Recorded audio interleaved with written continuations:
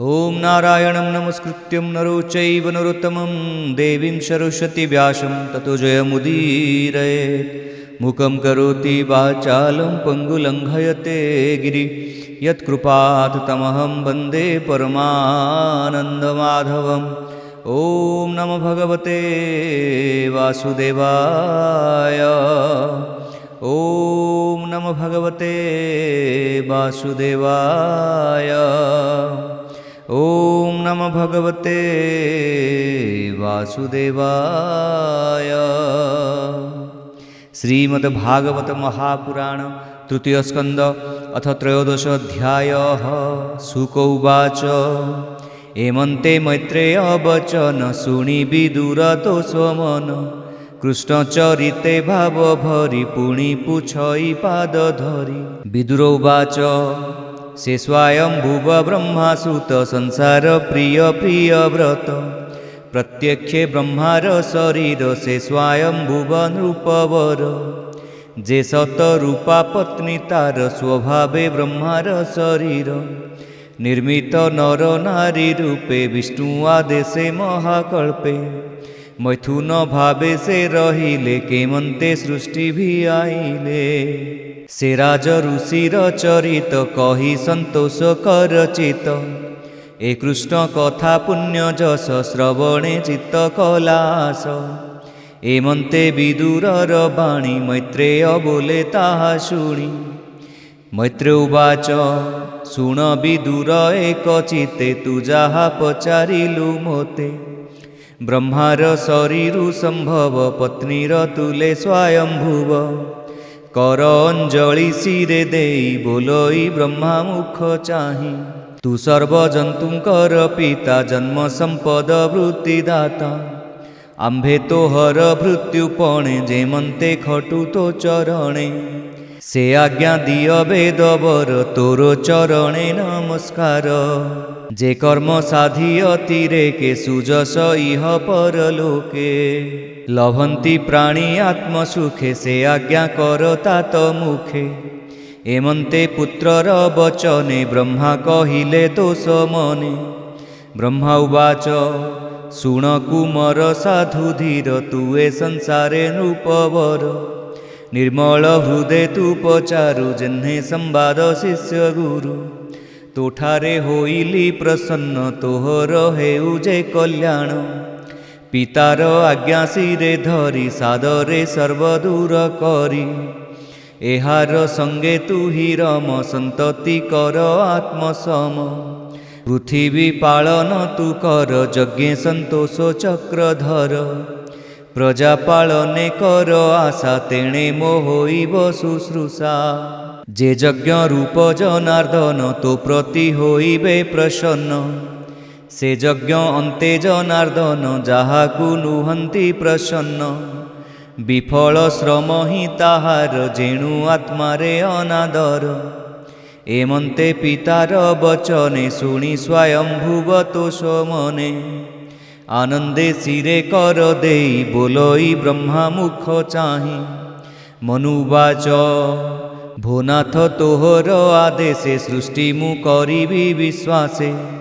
मु सृष्टि सरजीवी काहि ए जले धरणी तो नाही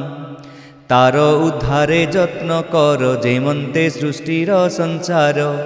मैत्रेय उवाच एमंते पुत्रर वचने ब्रह्मा विचारे निज मने माया प्रलय जल राशि पवन संगे मुजे ग्रासी पृथिवी निवेशिली जले प्रजा कल्पिली जोग बले देव असुर पितृ नर पशु पतंग महीधर वृक्ष औषधि उच्च नीचे धरणी स्थापिली जे संचे एबे तो जले नाही मही एमंत ब्रह्मा विचारई जले न देखिब सुंदरी विधाता मने ध्यान करी मही बुड़िला महाजले केमंते उधरी बिबले जार आदेशे अवतरी मुए संसारे अधिकारी से हरि जेबे दया करे धरणी आपणे उद्धरे नोहिले मोर शक्य काहि एमंते विष्णु पाद ध्याई ब्रह्मा रहिले स्तंभीभूते शुण विदुर एक चिते तक्षणे प्रभु नर हरि बालशुकर रूप धरी अंगुष्ठ प्रमाण शरीरे जन्मिले ब्रह्मानाशा द्वारे पुणी क्षणके गज प्राय अद्भुते बड़े तारकाए मरीचि आदि मुनि जेते सनत कुमार सहिते अद्भुत बराह शरीर क्षण क्षणके अगोचर ऋषिंकी चाहि वेदवर कहन्ति देखिता शरीर अंगुष्ठ मात्रे जात होई पर्वत समाने बढ़ई शुण सकल मुनि जने ए रूपे खेद मोर मने एमंते पुत्र गण घेनी विचार करे पद्मजोनि एबा अनादि भगवान ए रूपे बोधे मोर मन एमंत जानी वासुदेव गर्जिले गजेन्द्र स्वभाव ब्रह्मादि ऋषिंक समेते हरस कले सर्वे चित्ते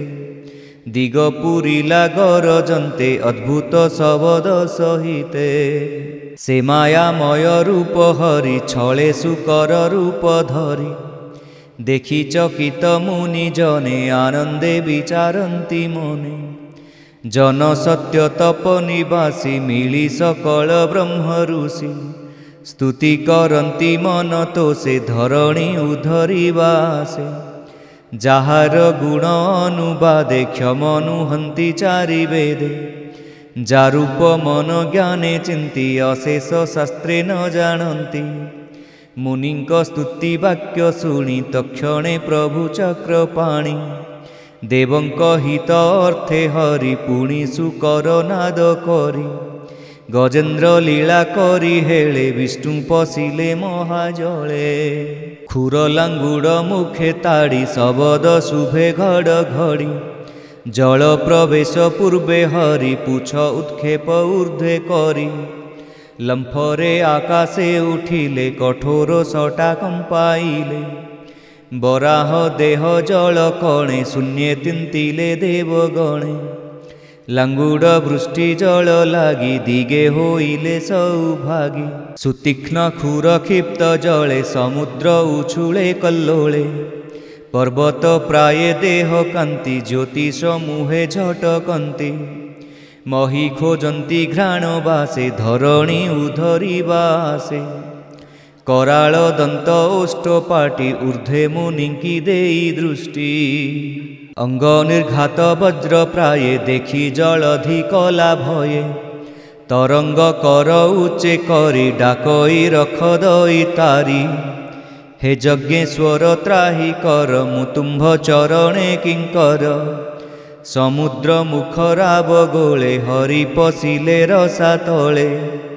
जले निमग्ना वसुंधरी तक्षणे दंताग्रे उद्धरी जलु आसन्ते ऊर्ध्वमुखे असुर मिलिला सम्मुखे आदि असुर जे प्रत्यक्ष नाम ताहार हिरणाक्ष गदा बुलाई अति बेगे मिलिला यज्ञनाथ आगे मत्त मातंग जिन्हे मही कर्कश दंते विदारई लीलाए असुर संहारी गजकु जेसने केसरी ता देह दशने विदारी धरणी घेनी बीजे करी तमाल नीलवर्ण देहि शुभ्र तीक्ष्ण दंत दुई दशन अग्रे मही रहे चंद्रे कलंक जन्हे सोए एमंत रूप देखि बेगे ब्रह्मा मिलिले विष्णु आगे संगते मुनिगण घेनी स्तुति करई पद्मजोनि ऋषिगण उवाच हे यज्ञ रूपी जनार्दन तोरो विहार त्रिभुवन जय तु जय भगवान तु वेदमय विद्यमान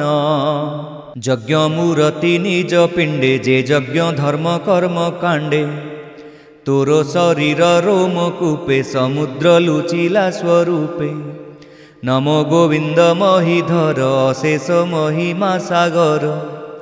हे काल रूपी तो चरणे निर्भये पशिलु शरणे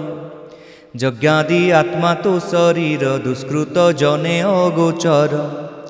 तो देह चर्मे वेद बसे अनल रोमकूपदेशे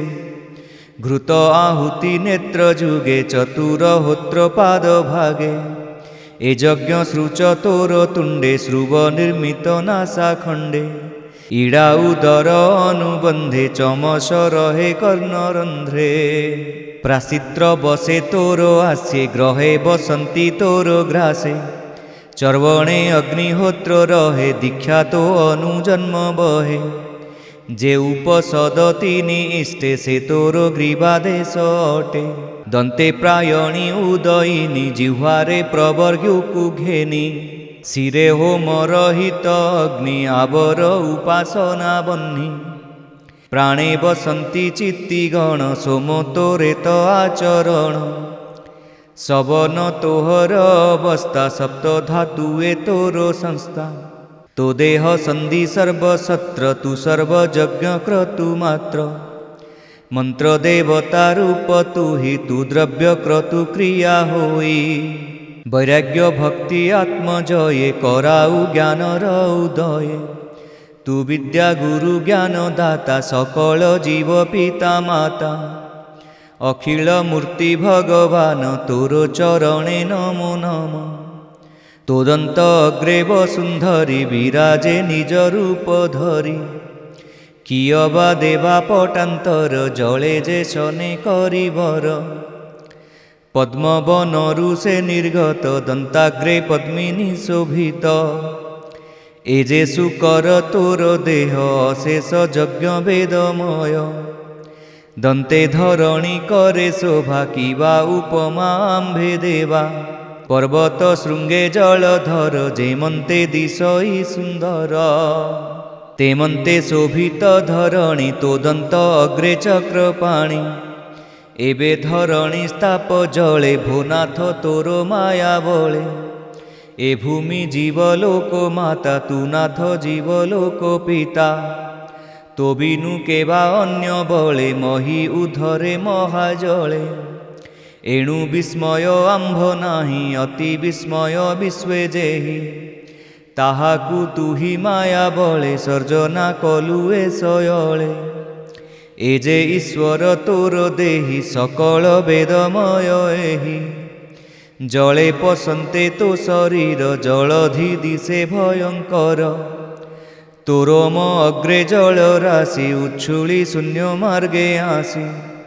से जल बिंदु स्पर्श मात्र सकले होइलु पवित्र जन तपसत्यु भुवने आंभे जे रहु तोष मने तोरम जले करी स्नान आनंदे तोष कलु मन पवित्र कलु पिंड प्राण तोरो शरण नारायण